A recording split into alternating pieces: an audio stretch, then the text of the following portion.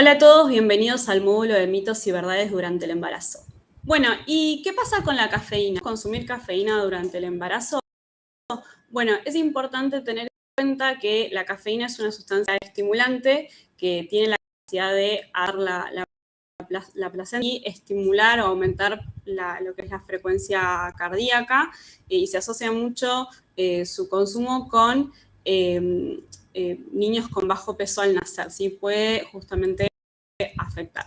Entonces, se recomienda que las mujeres gestantes y las mujeres que están en etapa de lactancia no superen el consumo de 2 tazas, ¿sí?, de bebidas que puedan llegar a tener alto contenido de cafeína. En este caso, 2 tazas de, por ejemplo, café, que es lo equivalente a 300 miligramos de cafeína.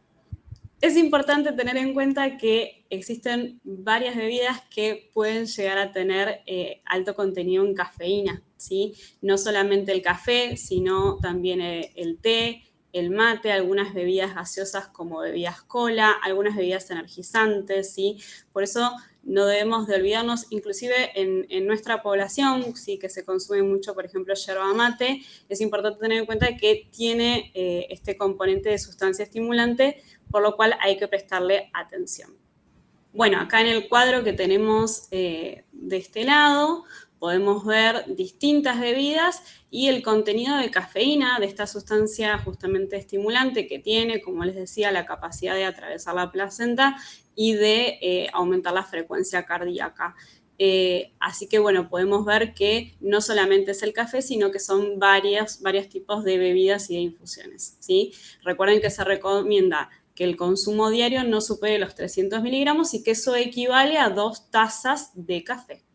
Bueno, ¿y qué pasa con las hierbas? ¿Podemos consumir hierbas en el embarazo o no? Muchas veces se cree que por su origen natural resultan inofensivas, pero lo cierto es que hay que tener en cuenta que algunas pueden resultar seguras y otras no, ¿sí?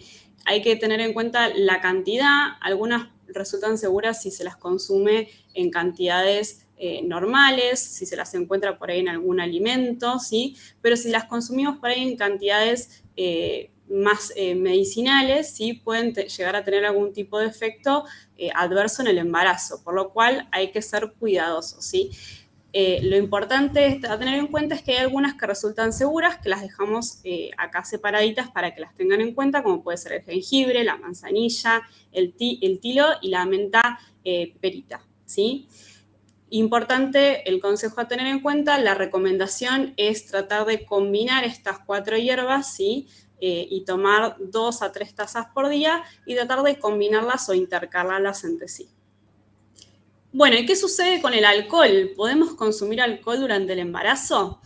Bueno, la realidad es que el alcohol sí cruza la placenta, sí, y se acumula en concentraciones tóxicas, sí, produciendo daño en el bebé, sí, lo que se conoce como daño fetal, sí, y puede llegar a generar diversas consecuencias durante el embarazo, desde retraso en el desarrollo, sí, en el crecimiento y algunas malformaciones y alteraciones cardiovasculares, ¿sí?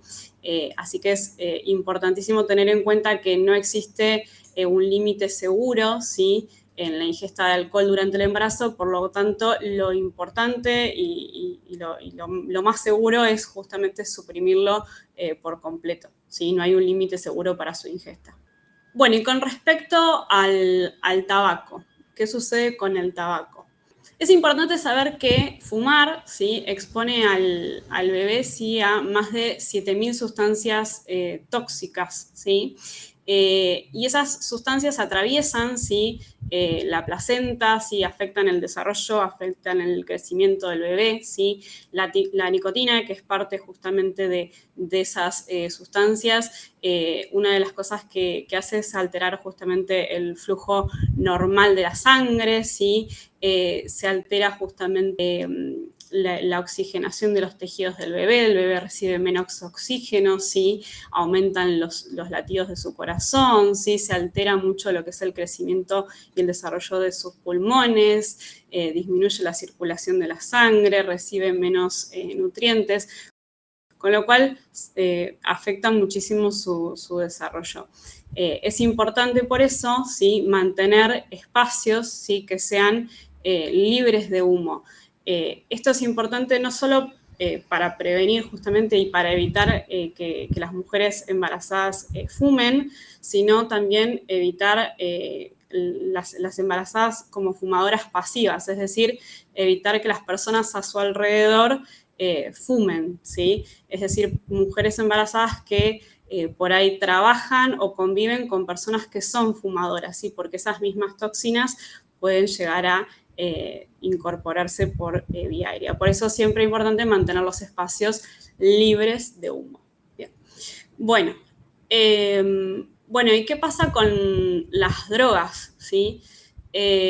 Bueno, con respecto a las drogas, nos referimos a drogas, ¿sí?, cuando hablamos de, cannabis, cocaína, anfetaminas, heroína, ¿sí?, opiáceos, ¿sí? Bueno, todos este tipo de drogas, ¿sí?, están contraindicadas, obviamente, durante el embarazo y durante la lactancia también, ¿sí?, porque tienen la capacidad de atravesar la placenta y también de acumularse y de aparecer en la leche materna, ¿sí? Así que está totalmente desaconsejado su consumo en ambas etapas, en el embarazo y en la lactancia, ¿sí?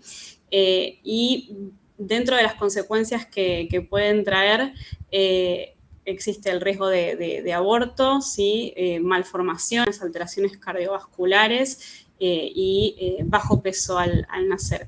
Así que desde ya totalmente desaconsejado su consumo, ¿sí? Bueno, ¿y qué pasa con los alimentos crudos? Generalmente, o sea, la población en sí debería prestarle atención, pero puntualmente las mujeres embarazadas constituyen un grupo vulnerable, ¿sí?, al consumo de alimentos crudos porque son mucho más sensibles a las enfermedades transmitidas por alimentos, ¿sí?, a todo lo que son enfermedades transmitidas por microorganismos, ¿sí?, por bacterias, así que es súper importante tenerlo en cuenta y optimizar, ¿sí?, y prestar mucha más atención a las medidas de higiene y de seguridad. Bueno, vamos primero con los lácteos, ¿sí?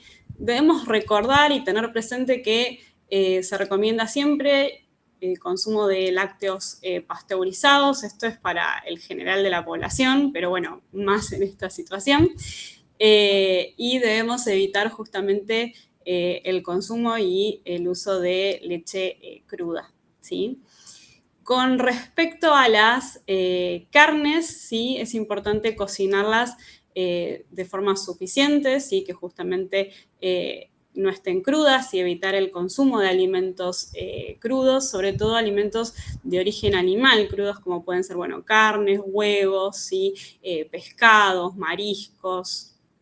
Bien, recordar la importancia de la cocción suficiente, ¿sí?, no dejar justamente las carnes crudas, ¿sí?, por el riesgo de toxoplasma y de cualquier otro tipo de bacteria que pueda llegar a desarrollarse. ¿Sí? Súper importante verificar la cocción de las carnes, ¿sí? Vuelvo a indicar, en este caso puntual, en esta situación en embarazo, pero va para la población en general.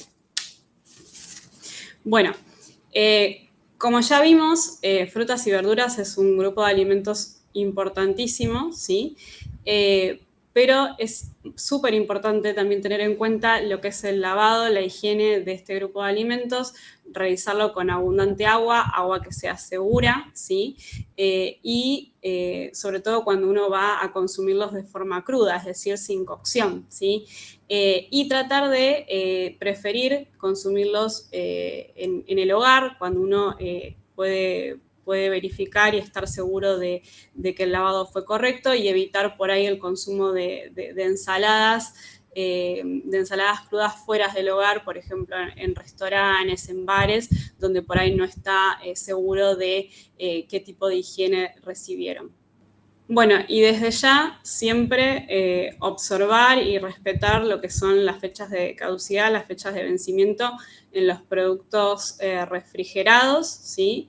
Y evitar el consumo de alimentos artesanales, de alimentos curados, que muchas veces uno por ahí desconoce el origen y las formas de elaboración de ese tipo de productos.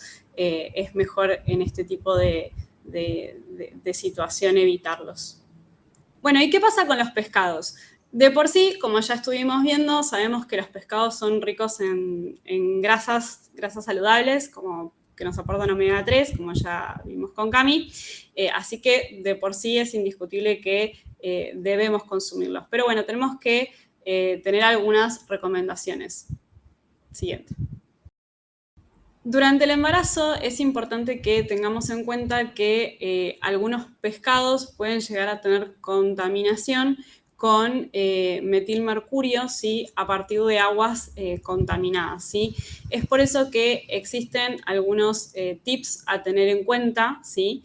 Algunas recomendaciones para justamente tener a consideración. El metilmercurio puede perjudicar el desarrollo del bebé, el desarrollo fetal, por lo cual es importante tener en cuenta que hay algunas variedades que tenemos que por ahí evitar, ¿sí?